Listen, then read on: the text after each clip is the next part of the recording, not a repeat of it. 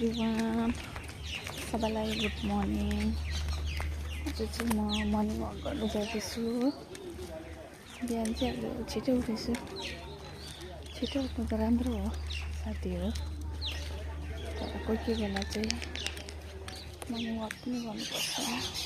अन्त सधैँ गर्नुपर्ने हो, तर कोही बेला उठाइ ढिलो हुन्छ त, त्यही भएर भ्याउँदैन।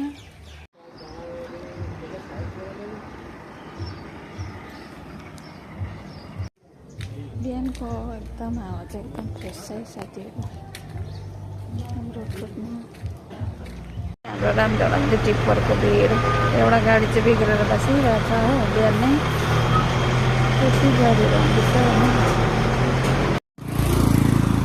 साथीहरू लङ्का रोड हो, यहाँबाट सिधा गयो भने चाहिँ तुलसीपाडा, त्यसबाट लङ्का पुग्छ। यो चाहिँ जाने दुम्सी हन्टुको बाटो हो। यो सिधा गयो भने दुम्सी हन्टुबाट पुग्छ। यो हाम्रो देखेको हिन्दी हाई स्कुल हो, काली मन्दिर पछाडिपट्टि साइड हो। अब वरिपरि हिँड्नु पऱ्यो भनेर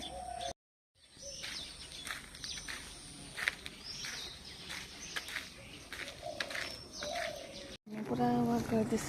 दिदी पनि हुनुहुन्छ, दाजु चाहिँ जानु भएको थियो। अब तिहार सकिएर सब बिदाबारी हामी चाहिँ पुरा मर्निङ वाक गर्दैछ साथीहरू। आफ्नै छिटेर हल्लाइदिउँ। रातो बिराएको बिहान चाहिँ छिटो उठ्नु साथीहरू, हेल्थको लागि राम्रो हुन्छ हो। म चाहिँ कोही बेला छिटो उठ्छु, कोही बेला चाहिँ हो हुन्छ साथीहरू। शुक्लबार